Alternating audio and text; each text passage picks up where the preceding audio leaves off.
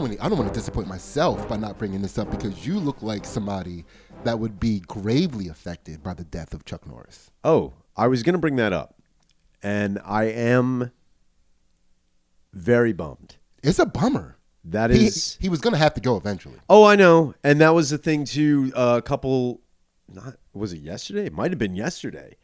Somebody put out like he had a medical emergency and he was in the hospital. However, according to resources that were talking to him, the hospital actually had a Chuck Norris emergency. Yeah, is that what happened? Is that what the sources told you? Apparently, he was in good spirits. He Yeah. was like talking. He's like, "Yeah, I just had something going on. I feel better. I feel great." Spirits were in good Chuck Norris. Dude, it's kind of wild. Yeah, and then he passes on, and it's like, I think that's one of the shittiest things about. And like I don't have like a lot of heroes. But I do have people I hold in high regard. I'm like, yo, that guy fucking rules. And it's like, when all of the guys, you're like, yo, that guy fucking are dying. You're like, damn, dude, nobody rules anymore. Dude, like, that's crazy. This sucks now. Yeah, dude. because we don't even really have. They don't create guys that rule anymore. Dude, it's hard. It's tough. It's a hard thing. I'm trying to think. I'm like, yo, that guy fucking rules, dude. And it's like, maybe like it's all people from generations before us. There might be like 10 people in our generation that rule. Maybe. Like maybe, dude. If there's 10 people in their 40s that rule, show me them. Yeah, where are they? Show me them. And I'm not. I will never deny the list. If you have a list of 10 people that like and you know what's funny? I might even know who they are, but I didn't know they were in their 40s. Like my brain will be like, I didn't know that. I'm totally willing to be like, huh? Yeah. Oh yeah. Wow me. Get me fucking wow. I'm not gonna argue with it. I think it's like one of those things where. What's your favorite Chuck Norris movie? Do you have a favorite Chuck Norris movie? I would say my favorite Chuck Norris sequence was the fight that he had with Bruce Lee, and I don't remember what the movie was called. I think it wasn't Game of Death. It was because I don't want to say it wrong. Yeah, I don't remember because I don't want to upset. But Chuck Norris. I do. Yeah, I would never be like it was this. I don't remember, but I do. I have watched that sequence. It fucks. Yeah. It's awesome. But my favorite Chuck Norris, ripping out Bruce Lee ripping out Chuck Norris's hair. Dude. As a move, it's sick. It's pretty ridiculous. It's like, hair, by the way. But that's what you do. Yeah. Like, I mean, if you're Bruce Lee, a dirty fucking fighter. Yeah. If you're Bruce Lee, dirty, and you happen to be a fighter. Sneaky, yeah. for only reasons of martial arts, by the way. Yeah. For only reasons of martial arts, you are a very sneaky, conniving little bitch. If you want to talk about all the rules you're just breaking and making up, sure, dude. Do your thing. If in the realm of martial arts, you're a slanty... No, I'm just kidding. That's in the realm of martial arts, by the way. This is martial arts. No, I see what you're saying. But I think it's like... real quick, before you get into that, we talked about this before. Like I told you, I've never been in a fight with my shirt off. Yeah. The whole entire reason was watching what Bruce Lee did to Chuck Norris. Makes sense. Dude, I've had chest hair since I was like 13. And since I was 13, it was like... Dude, shirtless fighting isn't for me. It's kind of like one of those things. This goes back to intrusive thoughts. Yeah. This goes back to, and it sucks because like in my head, I'm like, man, is this going to happen when I just can't control him? Anytime I see a dude with a dangly earring, I do think like, yo, it would be crazy if I started a fight and I just yanked that fucking earring right out of his fucking, or like dudes with septum rings. I'm like, dude, it's like, if you like, say I'm just like, yo, what's fair in a fight? You think I'm in a street fight? I'm ripping that fucking thing out of your fucking face. You should just do not care. Demote him back to normal guy. What, when you just like rip his ear? Just you've been like a soldier getting his stripes ripped off. You've been demoted. You're just a regular guy again. What? Yeah. No. You don't rock anymore. You're a regular Do you know guy. how long I worked for this dangly earring? Yeah. Who are the dangly earring guys? Like they're also the guys that wear that like black mesh tank top, right? With sometimes. But now, see, here's the thing. Dangly earrings have made a huge comeback. And like I would say the biggest offender, like, and the only reason I can say it, or like the only reason I will say it is because I saw him on some. Oh, it was because.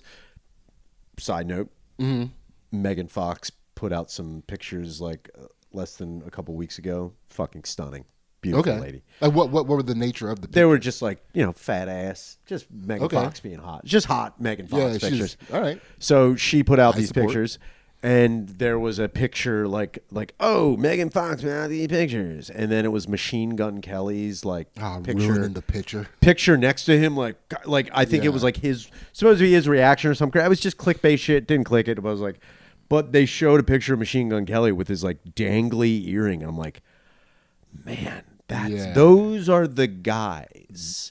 They shifted into that guy. Yeah. Like the dangly earring guys are now that. Are now.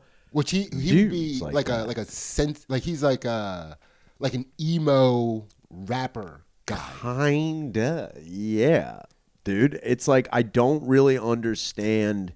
That at all. But they were always a little emo, the dangly earring guys, if I remember correctly. Like, who's the guy that I'm thinking of? Like the long blonde hair. He was like some sort of rocker, dangly earring. He would always have like the black tank top. He had like a blonde mullet guy.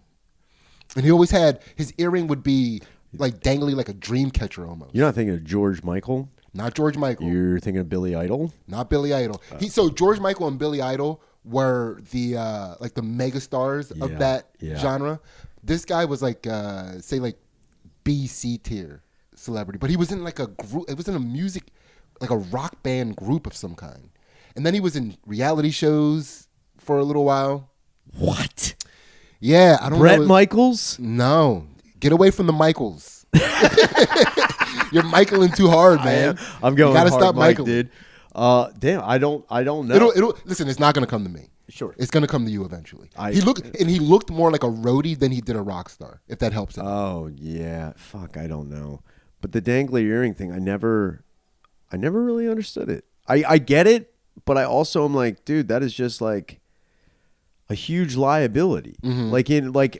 And this is like, I'm never looking for a fist fight, but having been punched in the face and had my scraps, my brain is like, dude, if I was ever like, my brain is like, yo, someone could easily take this and rip it out of my head. And that would suck. Cause now I'm like, oh, not only is my dangly earring gone, my fucking ear's fucked up. What am I doing? And not only am I bleeding, you threw off the symmetry of my outfit. Yeah, I'm sorry. That was an accessory. I'm going to tell you right now, Claire's isn't as cheap as you think it is, sir. That would be a crazy thing if in court the judge was handling that case and you were basically being sentenced based on how much you ruined the outfit. Yeah.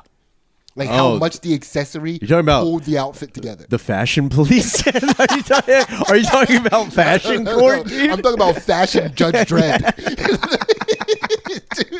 Dude, that was like a fashion Judge Dredd. Dude, that would be so the police, sick. Jury, and executioner. Yeah. It's funny, now it's coming back to me where I was a kid and I saw a dangly earring being ripped out. It was in a movie. Yeah. And it was in a movie. It was called Primal Fear. It's got Richard Gere, Edward Norton in it, Laura Linney at her hottest. Yeah. Wait, what is Primal Fear? Primal Fear is Richard Gere plays a high-profile lawyer named Martin Vale who takes like very high. He's almost like he's a rock star lawyer. And then what happens is the archdiocese is murdered by Edward Norton. Okay. But Edward Norton plays a kind of like a developmentally challenged kid. Yeah. And they're trying to figure out why he did it. He's the only suspect. He's all fingers are pointing to him. But what happens is it turns out he has a split personality. Okay, so real quick, just to cue me up, because there was a time when there were two movies out. There was like Primal Fear and not Fear or something, but there was a movie where a chick got fingered. That's Fear. That's Fear. That's Fear. Okay, so the other one. That's the other one. So there was Primal Fear, Cape Fear, and Fear. Yeah, they were kind not all at the same time, but like in a succession one, and they're all three very. They all get movies. lumped together for me. Not Cape Fear. Cape Fear that is was a little different. earlier. Yes, that was way earlier. But yeah. But Fear is Mark Wahlberg fingering Reese Witherspoon on a roller coaster. Okay, so I'm now in the right movie, but every scene you mention, Mark Wahlberg's going to be in the background. Yeah, he could easily be there. Okay, so go on. So there's a point where they're trying to investigate, they're trying to gather more evidence about the rhyme and reason to Aaron Stampler, who's fucking Edward Norton's character, and his alter ego named Roy. They're trying to connect the dots of why Roy, the alter ego, admitted to killing the archdiocese. Gotcha. But Aaron Stampler, the developmentally challenged boy, he knows of Roy but doesn't know what Roy did. Yeah. So Richard Gere and his lackeys are trying to investigate more of the crime. So they go to another altar boy, his apartment, and they find like there was like a videotape of sexual acts being perpetrated by the archdiocese, and one of the guys who was in the apartment they have an altercation with, and while they're rolling around on the ground, one of Richard Gere's like assistant grabs his ear and rips the earring out. And I remember being a kid and seeing that, like, yo, I will never wear a dangly earring. I was like, that just sealed the deal for me, dude. That's enough. Never happening. Also, I don't think I would be comfortable with the sound that my body makes as an earring is being ripped out of my ear. Now, sound you make or just your body? The out of my mouth. The involuntary. Yeah, dude. I don't think it would be that high. I don't think it would have that much like in it. What do you think? I think it's gonna be very quick. Oh, it's very Mickey Mouse. I gotta be honest with you, that's worse. Yeah, that's what I'm saying. A groan is if you were just like, oh. Yeah, I think it's gonna be like when you touch a flame. Oh yeah, and you like pull back, right? Because like as it's getting ripped, you're gonna pull. Yeah. Oh yeah. You know what I mean? You're gonna make it worse. You're gonna hit it with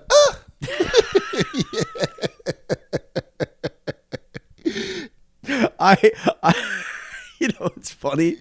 If I was ever in an altercation, and I punched someone and they went, oh, I would stop. You gotta stop. I would stop. It's like, sorry, sir. Apparently, you weren't ready for that at all. I would be like, that's on me. No, even if they were ready, if they're like, let's go, and I hit someone, they were like, oh, I'd be like, oh man. Ryan, the point that I'm making is I don't care how let's go he is. If you hit a man, he goes, huh, he wasn't ready. Yeah, that's he just was not ready for an adulthood physical altercation at all.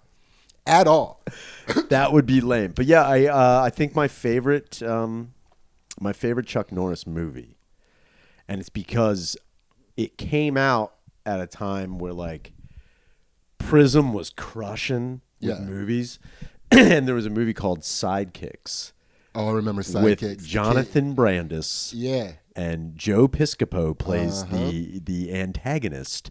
And the beautiful Danica McKellar, Winnie Cooper, is the love interest of Jonathan Brandis in this movie. And it is, dude, it's like a boy's, the movie is a boy's actual dream coming true. Yeah. It's not like a dream come true in the movie. Yeah. It's the boy who's like, oh, I have like, you know, my mind wanders. I've got asthma. And, you know, I fantasize about doing fucking missions with Chuck Norris all the time. Yeah. And then, because they start off like in like Vietnam or somewhere. Yeah, that's one of his fantasies. Yeah. It's like Lone Wolf McQuaid, dude. He's just doing wild shit. But then he joins a karate. You know, of course, there's a bully. Yeah. There's always a bully. It was the 80s. Cellini is the name. Yeah. Is the name of the bully, who then he's like, oh, you think you're good, Barry? Yeah. Like, join this, dude. And that's another thing I will say. You know, I was never, as a boy, I think every boy goes through a karate phase. Mm-hmm. I think every boy goes through a ninja phase. I think it's like unavoidable. Maybe not now. Maybe now boys are not doing that. I don't know. Boys are still doing that. Are boys still doing the karate phase? Yeah, but it's like sensitive karate. Like they're like karate chopping their inner demons away. See, here's the thing. I'm sorry. They're karate chopping away toxic masculinity. This is they're jump kicking away boys rule, girls rule. Here's the thing. When I hear that, I think it's karate. Karate. I think karate is, harnessing chi, which I didn't even know was a thing until like later in movies. Yeah. Explain that. By the way, we the guy that we're talking about today, dude, it is your guy. Who? The guy we're gonna get into. Okay. Like everything, like I didn't realize that our this beginning was going to correlate so much. That's great. With where we're going for this topic. But I think when I think of karate, I think of just like, I'm learning some kicks, some punches, and I'm going to learn how to do that sweet, like one of these things. Like that's what I wanted. Not dismantle and reassemble an AK-47 in a pouring raining jungle. So I honestly remember just like thinking, oh, this is like when you're a kid and you're watching this movie and you like the character gets presented with like you want to fight? Mm-hmm. Join this tournament. I still fantasize about that happening in my life. Like somebody being like getting into a kind of altercation and then the person like backing off and be like, oh, you think you're tough, man? Why don't you meet me at the Hill Valley karate tournament? Dude, I'd be like, come see me at regionals. Oh, dude, I would lose my fucking mind. Yeah, and you're like, boy, as soon as I get my mom to fill out this permission slip, I'm gonna get you. I'd be like, you got it, dude. And then that's immediately my brain's like, all right, gotta find montage music. I gotta find thing. I gotta anticipate. Failing in the montage and getting frustrated, and then someone's like, "No, do this," and then like I gotta have all that. The montage is just a micro hero's journey. It's without a doubt. You gotta go through your micro hero's journey, and I need it before your macro hero's journey. And I also know I need, again, because of movies, I am anticipating failure. But with failure comes growth. With growth comes power. With power comes winning the Hill Valley Karate Tournament. Dude, that's where my brain goes. I'm pretty sure everything you just said is something that Chuck Norris has tattooed on his back. Oh, I guarantee it. I hope that's on his tombstone. Yeah. I actually hope his tombstone is him like karate kicking Jesus through the gates. He's like, dude, he is the regional champ for every region in the world. With every region, every region. Multi-region, every region. Ryan, we got to get into this stuff. Get into it. But before we do, let's remind these people that on March 27th, they got to come out to Connecticut. Get up to there. See our stand-up show. Is going to be a blast. The link is going to be in the description. Come check it out. It's going to be sick. And obviously, if you want more of this, check out our Patreon. Yeah. Get on the page. The League of White Shadows, the Society of the Underground Railroad, and for the last thing that I'm going to promote early in the podcast so they don't have to wait till the end, you got to get on Solomon Ryan's book. Get on it. It is, dude. I read the whole entire thing. Oh, yeah. Did you read the whole thing? Of course I read the whole entire thing. Okay. First of all, in the fact, dude, Ryan is such let me tell you about Ryan's toxic masculinity. So... Don't make me go karate. dude, I will go full karate. Let me tell you how much karate he did. So we've been friends for almost 15 years. He writes a book. I'm happy for him. I'm proud of him. I'm like big up at him. I'm talking about the book with him almost daily before you publish the book. Make sure I'm keeping him in good spirits, reminding him how great it's going to be, reminding him how talented he is. Not that he needed it, but I'm just being a friend. So obviously when I get my copy of the book, and I'm so excited for what he has written in the book, for his friend of almost 15 years, we've been through so many things together, and he comes to my house, takes the book like a shuriken, Ninja Star throws it at my chest. Karate. Hits me so hard in the chest that everything he wrote in the book vanished. Yeah. Because when I started looking through the book, there was no signed copy for your boy. Oh, dude, it was so crazy. I was going to do that for everybody. And then what happened? So here's the thing. I was going to do that for everybody. And then when I was talking to Sam Talent. Yeah. He was like, dude, he's like, I know this sounds crazy. He's like, I know you well enough to know that like, you're probably going to sign every copy that you send out. Yeah. I was like, yeah, why wouldn't I do that?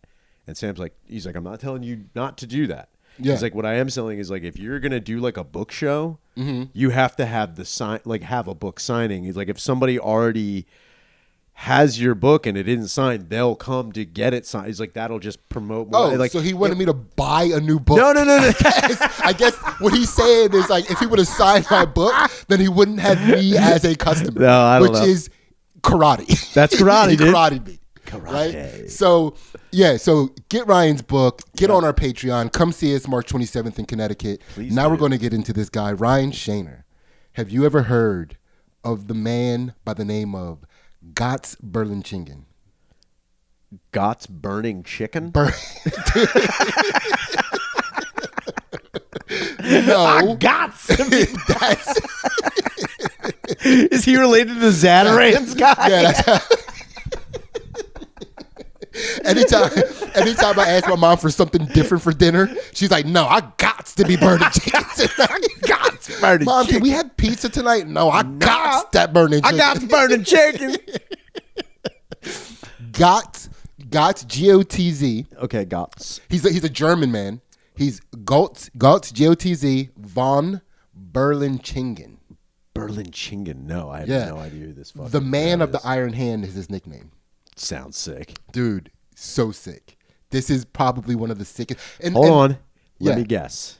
Let me try and, because like I'm gonna go like where my brain wants it to go.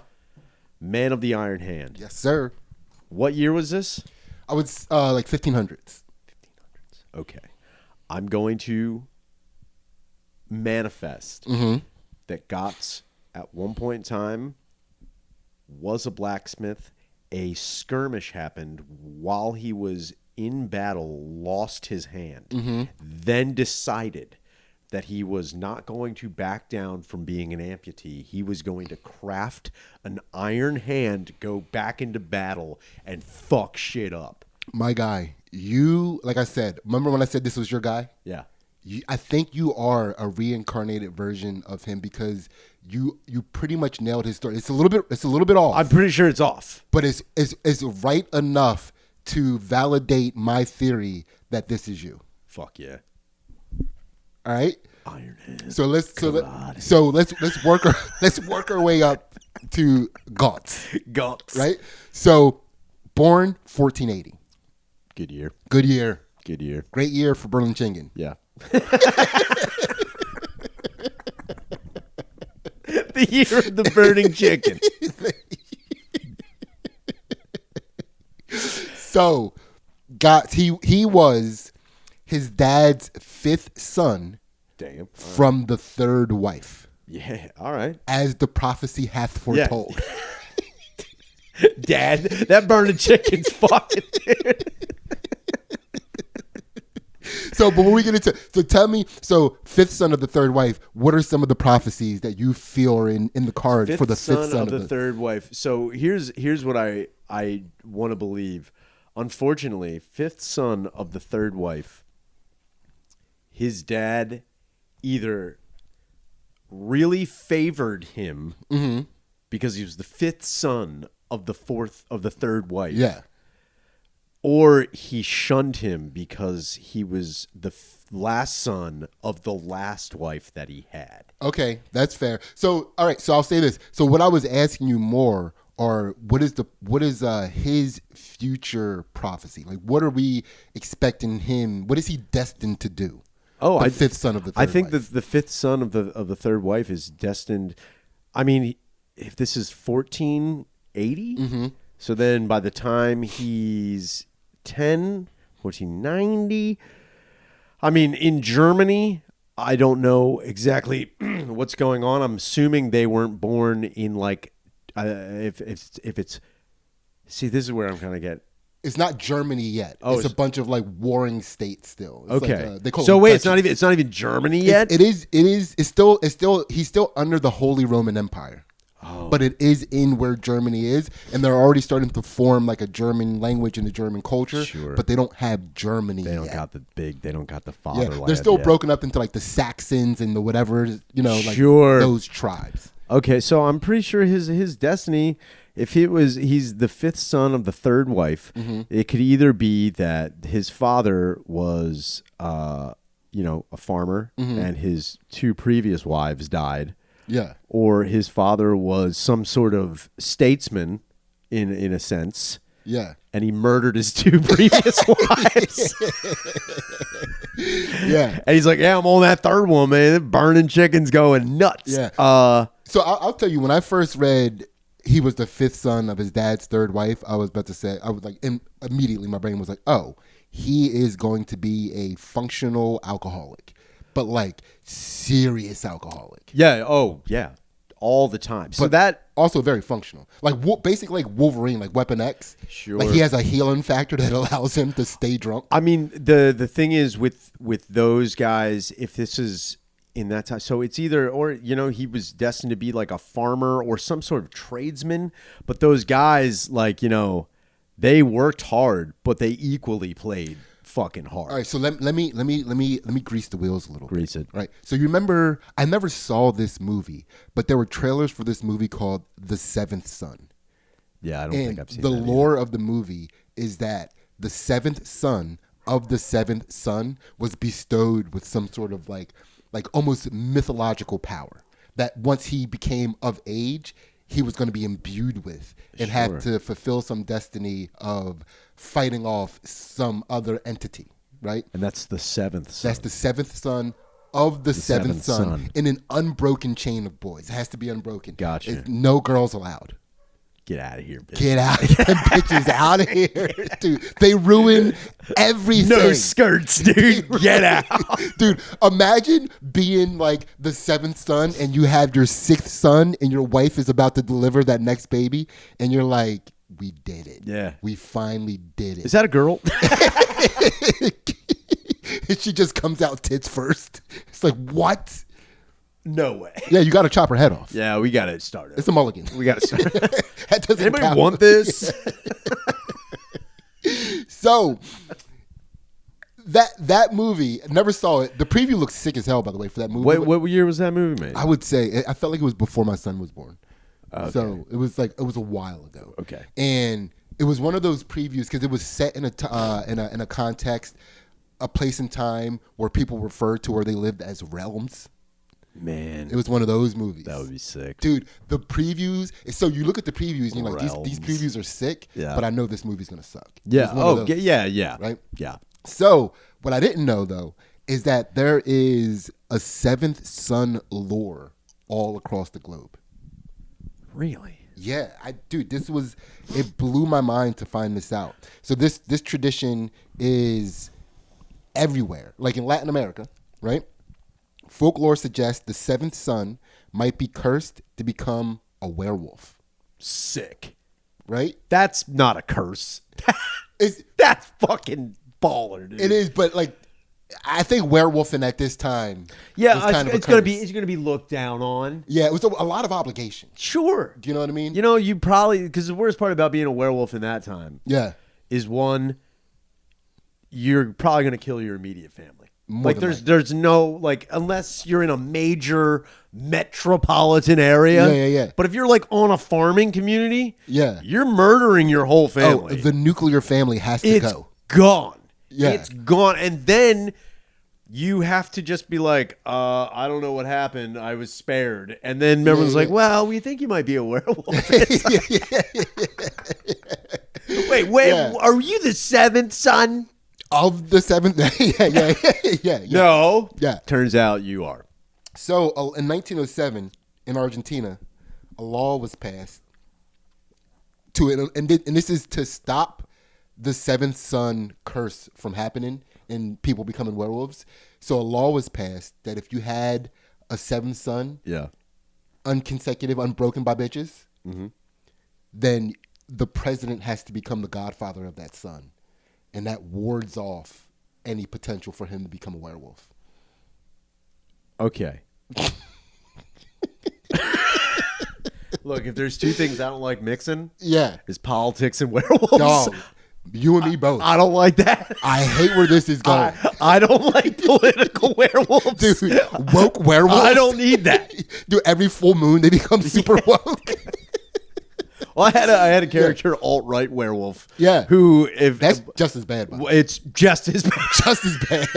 Probably worse. Christian national werewolf.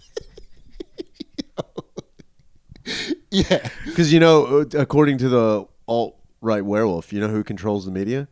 Jews! Jews!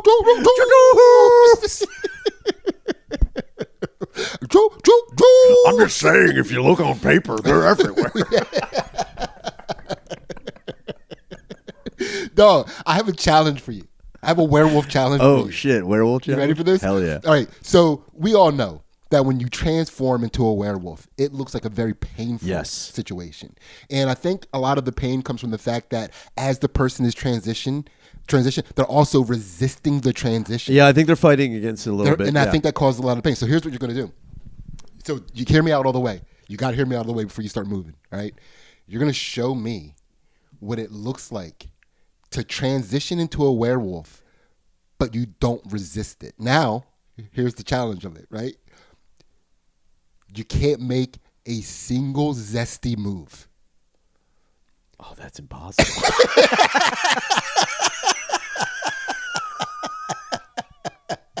Oh, no. Well, see, that's impossible because if you're just sitting there and you are, it would either just be like, I'm fucking, I'm turned into, or you're like, just like, yeah. Or it's just like, yeah, that's no good. That would be the worst day ever. No, I did it. I did it the other day.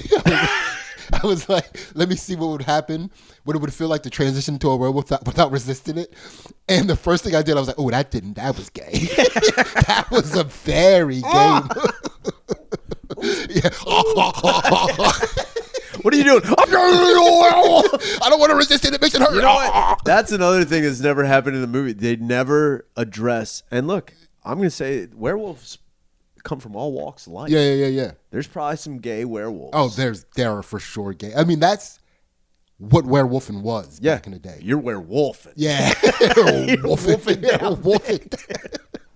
But imagine you're a gay man out on the night of the town. You find a nice other gay dude. You take him back to your house, and he starts transitioning during coitus.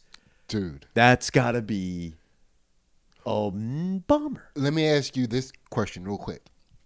Who's transitioning, top or bottom? I think, honestly, bottom would be more terrifying. But here's the deal. Would you be would it take certain conditions to bottom somebody into a werewolf? Like, what if you were going at it and the person didn't transition into a werewolf? Would that break your spirits a little bit? I mean, if they were like, I am a werewolf, but I need to come.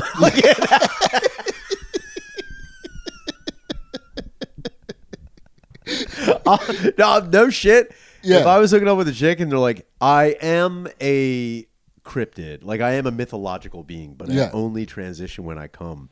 My first thing was like, yo, I gotta make this bitch squirt. Like I gotta make this fucking crazy. No, I would hate every moment that you don't know what she changes into is heartbreaking. Oh yeah, that would suck. Yeah, we've been together for 3 months and I have no idea what she changes into. She claims she's a werewolf, but only when she comes.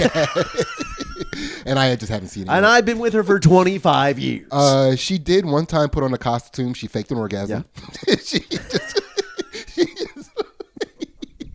She fake comes and starts painting her face. Oh, I'm transitioning. I'm becoming a thing. Oh, you know, all it would take is one time, honestly. If I was fucking around with a lady and during sex, she was like, I'm going to come. She's like, I'm going to come. I'd be like, whoa. Just get her to the edge. I'd be like, yo, that's sick that I almost made you become a fucking beast. So crazy. Now let's speed run some more of these Seventh Son lore before we get back to Gantt's Berlin-Chingen, because he is the man. Seventh Son lore. So we have werewolves. By the way, so that tradition of becoming the godfather, I think I said stepfather, the godfather of the Seventh Son, that came from Russia. That was something that was like brought over from their Seventh Son lore. And in Russia, Transylvania, not Transylvania, it's still werewolf. Transylvania, it was a vampire. Yeah. Right? Okay. So, all right. And that's like, you know, a lot of the curse stuff. But obviously in some of the Seventh Son lore, they get powers. Yeah, that would be sick. They're uncursed. Or whatever the opposite of being cursed is. Blessed. They're blessed. uncursed. You mean yeah, they've been decursed or recursed or I don't know. So in Appalachia, sick. there is a seventh son lore. Oh boy. Right? So in the Appalachian Mountains, the myth is, and it comes from like Scottish, Irish immigrants, right? Okay. So the seventh son in Appalachia is often called the thrush doctor or the cure. The thrush The doctor. thrush doctor. What So do you he's think curing thrush? He's curing thrush. He cures babies from thrush. He has the natural ability to cure babies from thrush. Now, here's the deal. How do you think he cures babies from thrush? Well, if it's any type of lore, it's probably gross as hell. Yeah. I don't want to believe it's putting their mouth on them. I don't want to believe that, but something tells me it's got to do with putting their mouth on them. Dude, they put their mouth on the baby's lips and blow into the baby's mouth. Not surprising. Somebody from Appalachia Yeah. is blowing into your That's baby's not mouth. You got Cletus the slap-jawed yokel What's up, dude? blowing into your baby's Thrush mouth. doctor.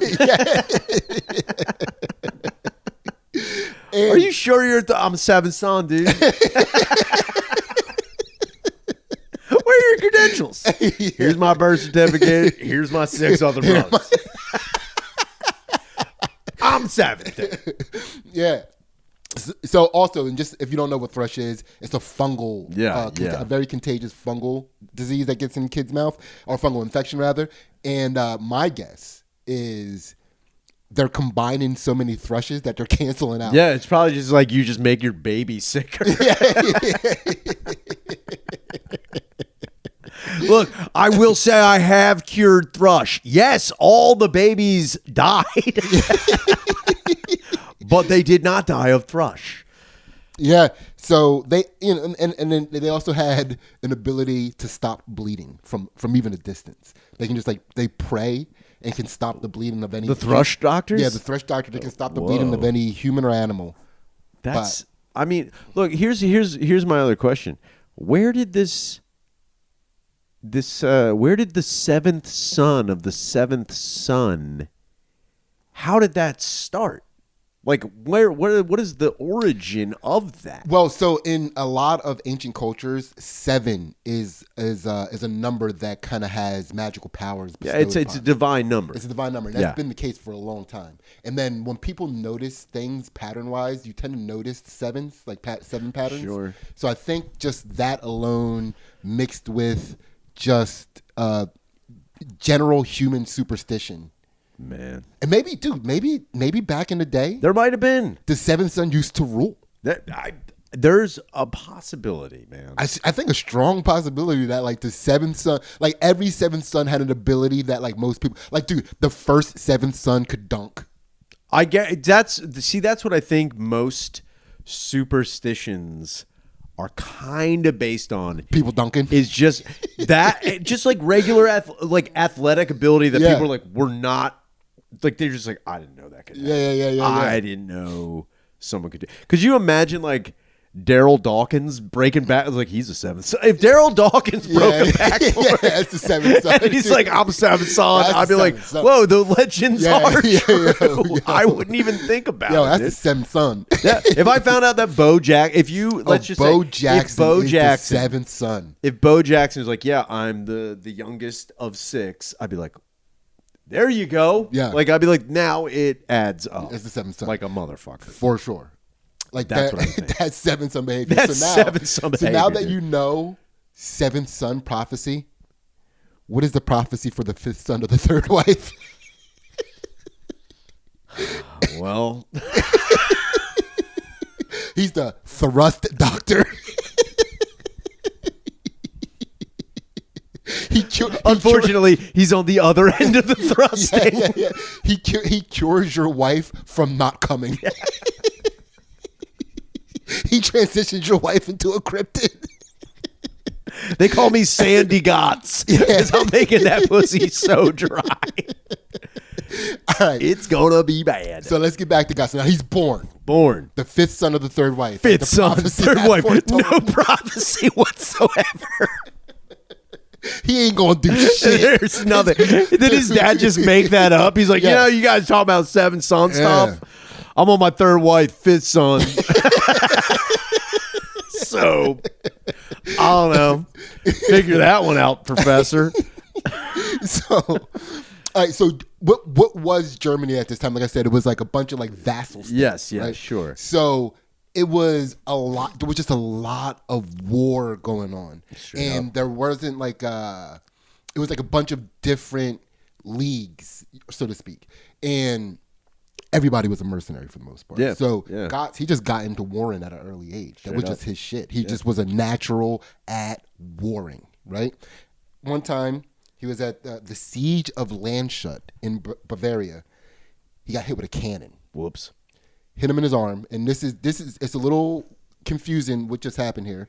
So either the cannon itself, when it hit his hand, took his arm off, or a lot of people are saying that the cannon hit him in the fist and lodged his sword into his arm and cut his arm off. So the cannonball or the cannon itself? Cannonball. Okay. Hit him. So here's what I'm going. You thought he put his hand in the cannon? I'm just figuring like if you're like he was so good at warring, standing in front of a cannon. I was like, dude, you know what that is? That's 5th son energy. Dude. It is the 5th son of the 3rd one. Stupid ass 5th son shit. Yeah. I would think honestly, I mean, sure, yeah, maybe a sword would get slammed into your arm, but like I do think like if a cannonball hits your arm, even if the sword means your arm's coming the fuck It's coming off. It's coming the fuck They off. were they were probably like, how did it come off so cleanly? Yeah, that might see. Now here's the other thing. Do you know what grape shot is? I don't. So grape shot, cannonballs, again, I don't know how it works in Bavaria at the time or wherever this war was happening. Cannonballs are, 1, cumbersome to move, 2, they were expensive to make. Yeah. Like they just took a long time to like smelt and get all the cannonballs ready. All iron. Straight up. So when they ran out of, especially during the Revolutionary War and even the Civil War, when they ran out of cannonballs, what they would do is they would load a cannon up with chain, just bullets, old pieces of gun, bayonets, and then they would fire it. Half-eaten sandwiches. Dude, it didn't matter. They were just like cram it in there and fire this fucking cannon. Black people. Straight up, dude. There are reports of people taking bones and putting them in a cannon, which is sick. Also kind of hilarious. Dude. Kind of hilarious. So if it was bone the enemy. I just got boned. Yeah, I think that's what that's getting boned. Getting boned, dude. Dog, we are boned, dude. I'm 100% positive that's where it came from. So the grape shot, especially if there was chain, if there was a link of chain, it would shoot out and spin almost like a fucking a blade going through the air. If the chain hits you that hard, it'll swipe that arm right off. That makes sense. So maybe it wasn't a cannonball. It may have been grape shot or something else put in the fucking can. Oh, you think they were cheating a little bit? I mean, I don't know if that's cheating, dude. That's cheating. Is that brutally? Is that pulling chest hair? That is not Chuck Norris approved. That is not. Oh, you guys aren't using cannonballs? No. Earlier today I was reading the Chuck Norris rules of engagement. That's breaking the rules. Cheating? Damn, dude. You can only put Chuck Norris in the cannon. All right, so look, when he got his new hand, it was his right hand, by the way. It was an iron hand with a grip to hold a sword. It could place a sword in it. Sick. Although, because of the functionality of that hand that he had, we don't know if he ever actually placed a sword in it. Gotcha. But here's the deal. He said it was for a sword. We know what that was really for. Because he was severely right-handed. Was that a rusty iron hand? Gantt, what are you doing? It was constantly covered in lard for some reason. You're just dipping your iron hand. He basically had an iron fleshlight. What are you doing? Nothing? Nothing. Do I hit it with this? Yeah. Lubing it up. The sword goes in easier with the lard. I don't know how else to tell you this is the only way I can live. Yeah. I am the 5th son. Could you imagine? So well, I guess maybe I should ask you how right-handed you are, and then the caveat. The reason why I'm asking that question is, can you imagine being so right-handed that if you lose your right hand, it's better to get an iron hand with a jerk-off grip than to go left-handed? I think I would do that. Are you very right-handed? No, I'm right-handed, but so here's the thing, especially with jerking it. Yeah. So it's actually a phenomenon that I've talked to many a dude relatively my age who growing up in the 90s predominantly right-handed. Yeah. Internet comes along.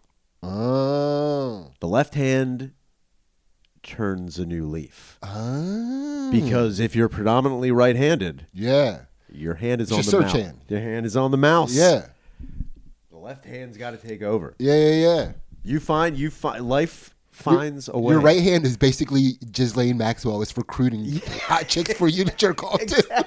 Your right hand's still working. Yeah, you're right. Yeah. Your right hand's taking a much needed break from early adolescence. Yeah. And he's like, wait, what are you talking about? The left hand's like, oh, put me in, coach. But do you also realize what that makes him the first? Gantt Berlichingen is the first action figure with a kung fu grip. Oh, all right. Isn't that crazy to think about? It is wild. Also, and you said it was iron? It was an iron hand, yeah. His fucking forearm must have been jacked. Could not find anything that talked about his physical size. Because that's what I'm thinking too. I'm like, dog. Dude, an iron hand. I'm thinking he was a big guy to be able to Yeah, even have that be an option yeah. for him. You can't find anything about the size Damn. or about the size of his right hand, which I obviously tried to find. It's like Hulk hands. It's like he's like, this is, I don't know why it's so big. Yeah. Yeah, they kind of fucked up when I was designing it. So now here's a trivia question for you. What country was the first country to invent the Kung Fu grip for action figure toys?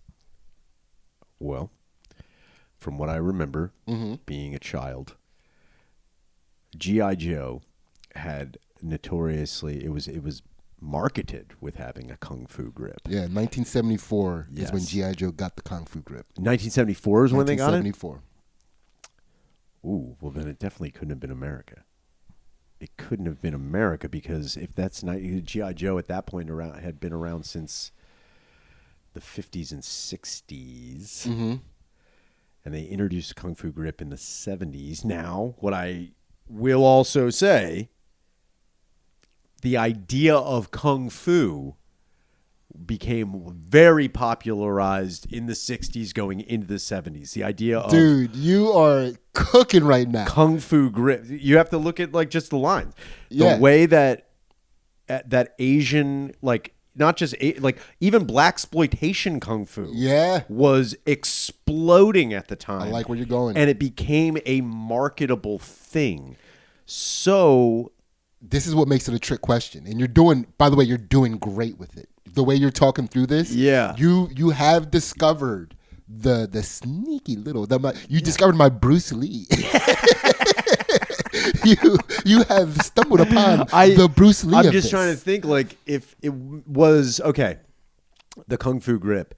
Are you talking about the marketed Kung Fu grip or just a grip that could be mistaken as Kung Fu? The Kung Fu grip. Okay, so I'm gonna go. I'm sorry. Can I give you the original name? Yeah. For it, it was called the Grippin' Hand. The Grippin' Hand. Yeah. Or grabbing hand, or jerking hand. The Grippin' Hand sounds. You know what that sounds like? That sounds like a thrush doctor movie. Oh, that's thrush doctor. Oh, I'm in the Appalachian with my gripping hand. Let the thrush doctor grip you. All right. I'm gonna go gripping hand. Mm-hmm. Not Kung Fu grip, but gripping hand. Action figures. Yep. I'm going to go maybe 40s, the 1940s. 1940s, but what country? Where's it from? Oh, fucking probably China or Japan. Okay, so actually came from Britain. Oh, And it happened would in the never early guess. 1970s. A guy named Bill Pugh. He innovated the grip and hand for a line of toys from a company called Politoy. They were called Action Man. Sure. And he innovated the grip and hand for them. He wasn't a toy maker. He was just like a sick inventor with plastic. And plastic was kind of hot. Oh, at this plastic time. was blowing up. Yeah. So he's the guy that invented the lifelike plastic lemon that you squeeze. And then he also, he was the first guy. He was for lemon juice? Yeah, dude. Bill Pugh, Hell yeah, Bill dude. Pugh, right? Yeah, British all right. inventor. He was also the first guy to make like a novelty shaped bottle. It was like for I forget what company it was for, but it was like a pink teddy bear plastic bottle. Oh. They didn't have those before Bill Pugh. Yeah. Bill Pugh innovated that shit. Crushing it, dude. And then he also crushed it with just plastic fruit in general. That was kind of his shit too. But his legacy. Bill, we've seen what you've done with fruit. Yeah. And we thought the plastic bear amazing. Okay, so the plastic, the teddy bear was for Vinolia baby powder. Oh, all right. Right? Now, he also came up with the Kung Fu grip, the grip in hand for Sure. Action Man. And there were like 3 Action Mans. There was like Action Man pilot, Action Man tank guy, or like, Sure. land, air. Army guys. They were army guys, right?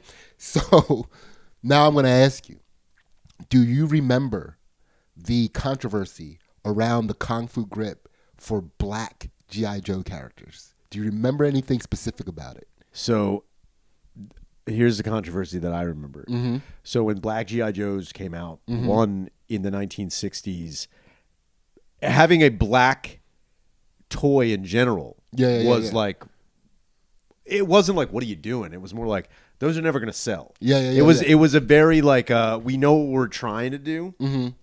It was almost like, it's weird when you look back into the even the 70s going into the 80s. Yeah. It is crazy to think that there weren't finding a black baby doll was borderline impossible to do. Yeah. And it is crazy when you think of like, I've seen like they're everywhere. It's like Yeah, there are black children. Why would they want white baby? Like it doesn't make any sense. This is clearly you're missing a marketing opportunity, but they were like, no, it's not going to sell. Black baby dolls were hideous back in the day, too. Dude, Terrifying. a lot of baby dolls in general were Not the cutest, but the black ones. Ugh. Yeah. Yeah. I think that was the brand. Yeah. Ugh, by Mattel. Yeah. But I know that the other controversy with the Kung Fu grip on the black one was when Barbies, what they found is that boys were playing with Barbies to use the Barbies as damsels in distress with G.I. Joes. And the black Kung Fu grip, they kept putting the black man's hand around the white bitch's neck.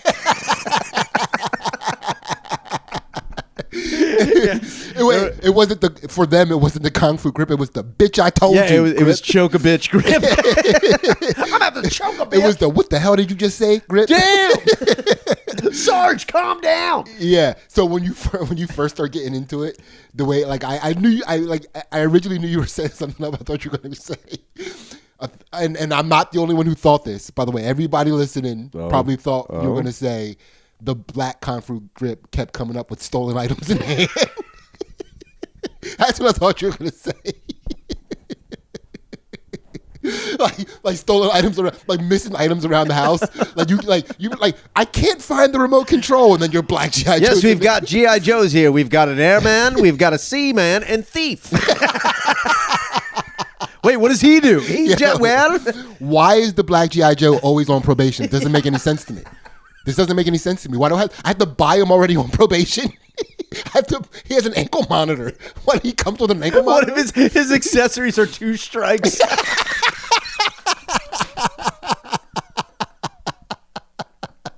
Now with 2 strikes. Oh, no. Better be careful, Jerome. Dude. Yo, the black G.I. Joe character comes with a public defender. 2 strikes and a public defender. Oh my God. Oh man. Yeah, that would be man. wild. So So here's what actually happened. It wasn't much of a controversy. I think I might have set you up a little bit. But what actually was happening with the Black G.I. Joe Kung Fu grip hands is the fingers kept falling off. Oh, do you remember that? Okay, now, right? Yeah. So when I was a kid, I always assumed that the fingers fell off because I was using that hand so much, like taking stuff in and putting stuff out. Yeah. Because that's what I would do. I would give my Black G.I. Joe characters more weapons than my white G.I. Joe characters. And then I would have like a little bit of a revolt every single day I played.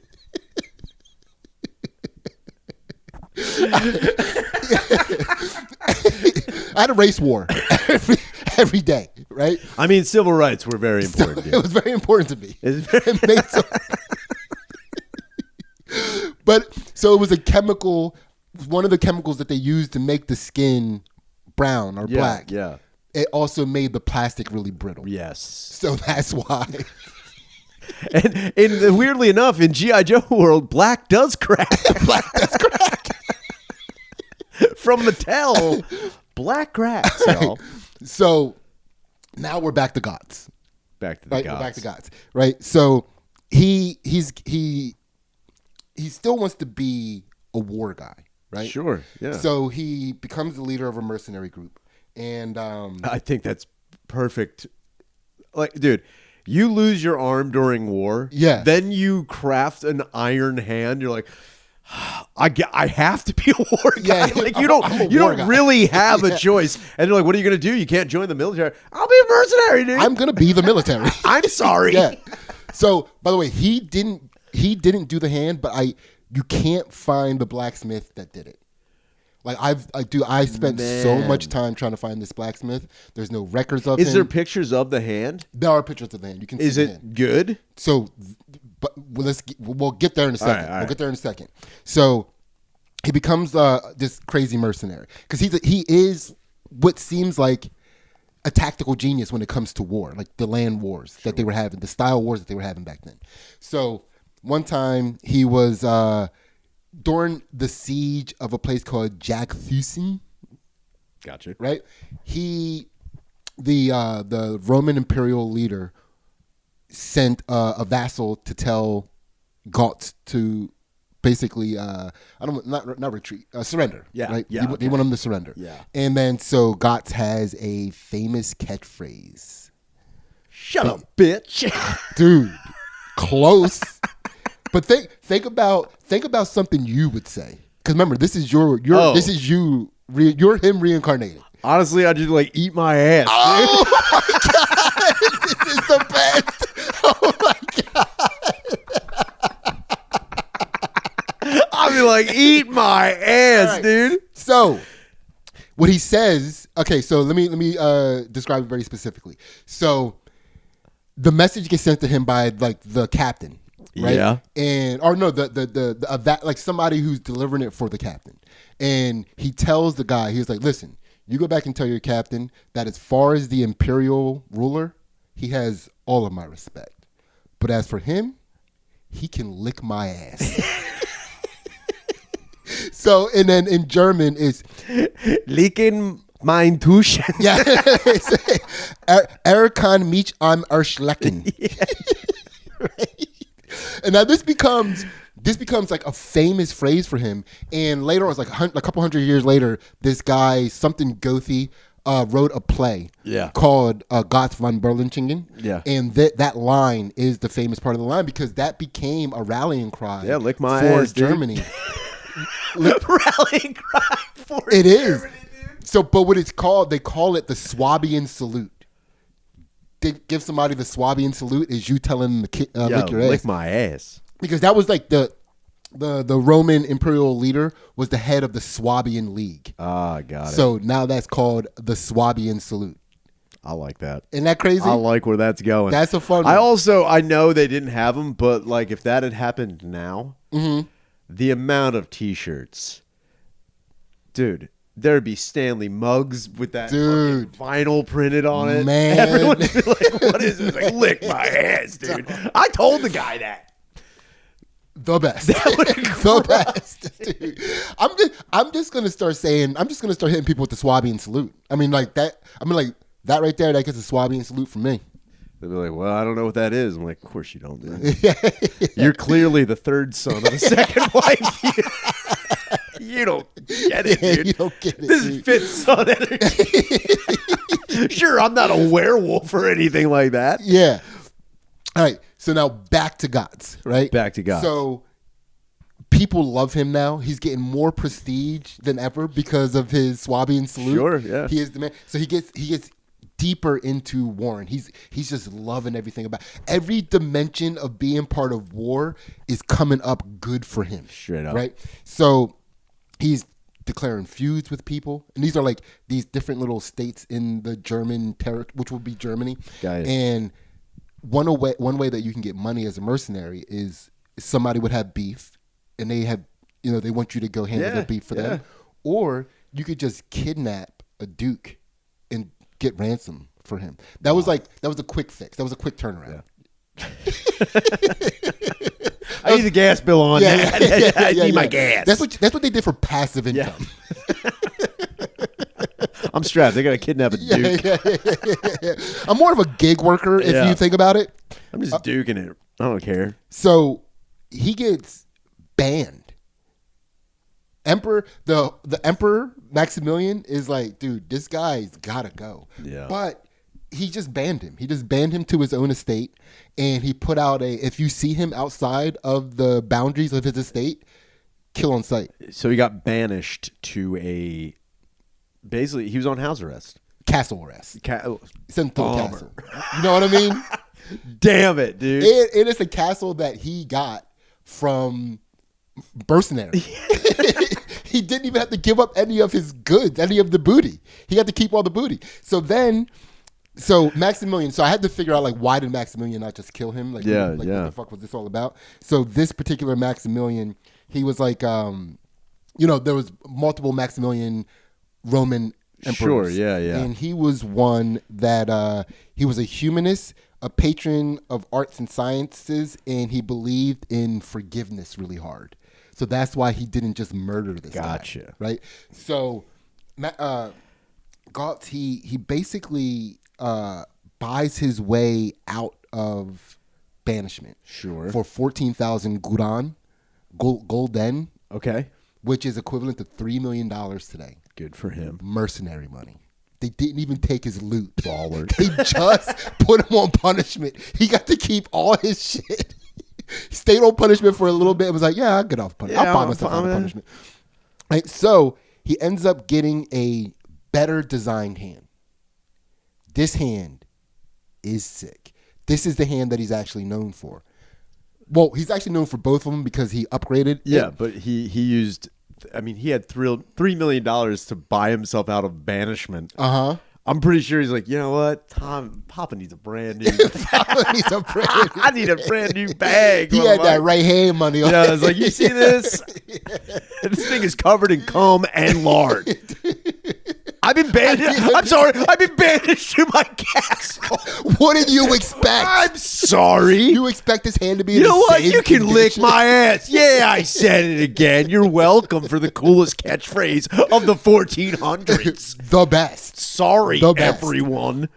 So his next hand was designed like a suit of armor, like the way it was Oh, cool. Yeah. So it had like a little strap to secure it on his forearm and stuff. Each finger could individually move at the knuckles, right? Not like when he wanted them to. He could open it. He could. Yeah. So they were like a spring-loaded mechanism. Sick. So he could press a button and then it would open, and then he could put something in it and close it on it. Ah, that's nice. And he had such control of being able to close the fingers that not only could he actually now hold a sword, but he could write with a quill. Nice. After all these years, he's like, finally, lick. He's like, I've been saying it for so long. Right? So starting to lose all meaning, dude. Every time he would write a letter to somebody, yeah, his closing would be "Man of the Iron Hand." Sick. P.S. Lick my ass. Oh, man, if you also don't know me from that, I mean, put out a cool catchphrase. I don't know, Yeah. So now I couldn't find any of his poetry or any of his writings. Sure. But apparently he was one of the first of history's warrior poets. All right. but he must have sucked. Yeah. Because I could not find dude, the amount of, the reason why we didn't do this a while ago is because I needed to find that blacksmith and I needed to find some poetry. Could not find it. Doesn't surprise And me. I could only find people saying, we can't find this blacksmith, we can't find his poetry. So I don't think that I did a bad job of looking it up. I think it's just not available. After years on the battlefield, I remain steadfast. If you don't like it, you can lick my ass. And they're like, Gots, there's too many lick my ass poetry. Yeah. You've been using that a lot. Yeah. So this is so we're getting close to the end here, but we're also getting close to the end, so we're good. Cool. So in 1519, he gets hired by a duke against the Swabians. Now he's towards the back end of his warring career. Yeah. Right?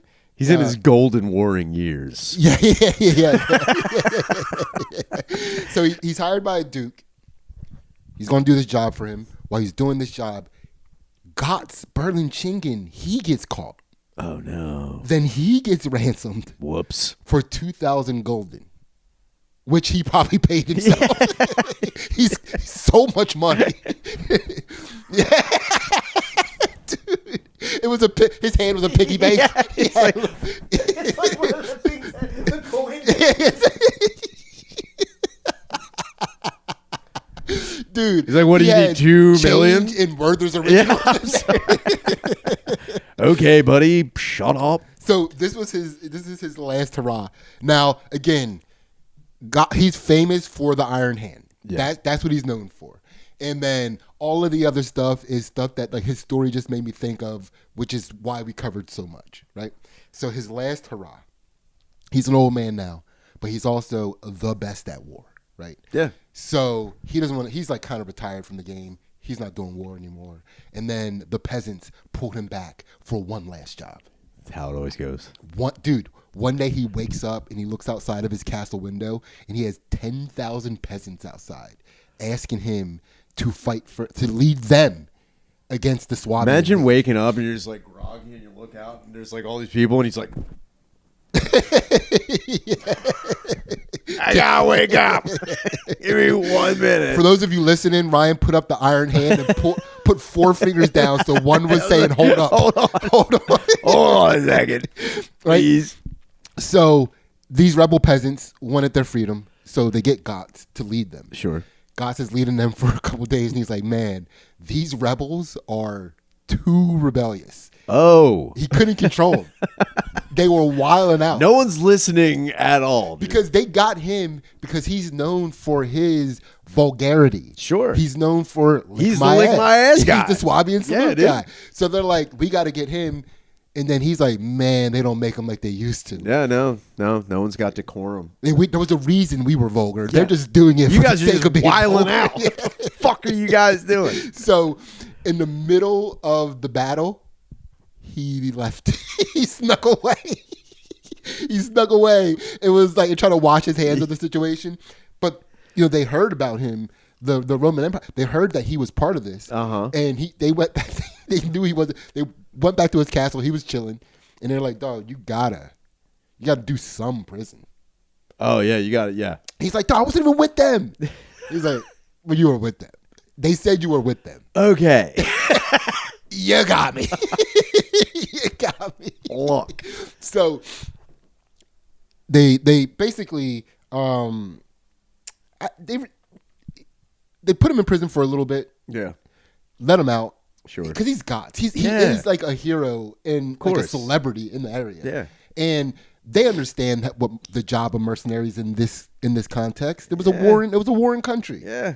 They let him out, and then he spent the next 20 years of his life. He lived till 82, by the way. Damn, that's like 1 million in those times. Do you see what I'm saying? That's crazy. Dude, he lived till 82 and spent the last 20 years of his life in his castle just getting lit day after day, drowning in alcohol, wasn't drunk once. His healing factor kept him sober for 20 years as he drank all the alcohol. I can't get wasted, dude. Yeah. Oh, damn. So that's got. That's that God, is- dude. I just got got. You got gots. You just got gots. You know, I bet he said that. He's like, lick my ass. Like, what? It's like, you just got got. You just got gots. Gots them. Dude, then he's Yeah. yeah, put up the finger. Gots them. Wow, wow. And then he goes back. He's like, "What'd you tell him?" He's like, "I told him, but I have no idea, dude. I ain't fucking." First thing came I'm out. drunk. I don't know what I said. Look, man, Dude. I don't know where I'm at. Yeah. You're a legend, dude. Yeah. He's like, "Am I?" Dude, I he's don't waking know. up from blackouts, finding out that he pulled together 3 vassal states into one. He basically united Germany last What? night. Like, what? I did not do that, but I will take credit. Oh, yeah, sure. If you said I did it, I did it. I'm not going to argue with you. It's like an intervention. He's like, that does sound like something I did do. I have no recollection of that, but I cannot say that I did not do that. Dude, having an intervention for people to tell you all of the great things you did while in a blackout is a crazy intervention. You trying to say I built a hospital? I did what? Wait. You're telling me that I designed a sneaker with high quality that you could pay a low price for? What? That doesn't make any sense. What? Yeah. No. All right. So that's it. All right, man. We definitely did it then. Yeah. Oh, Everybody man. that was listening to this got gots. Dude, you just got caught. Lick my ass. Yeah. Oh man, I thought eat my ass. I guess I was close on that. Dude, you are him. Yeah, dude, that would That's be you so weren't. What do you mean? sick. I guess I was close. That was it. That's basically "eat my ass" is the phrase "lick my ass" adjusted for inflation.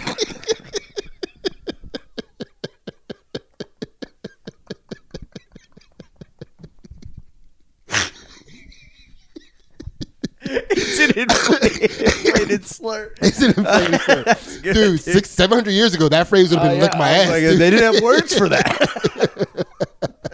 You got her just crushing it. Oh my God. Well, we definitely declare war on Animal Planet, the nature of beasts and bulls, and we both got gotsed. We got gots. Everyone got gotsed. And if you are enjoying this content, get gotsed on the Get Patreon. gotsed. You get a bonus episode. You get secret unreleased episodes. And again, you become part of the League of White Shadows or the Society of the Underground Railroad.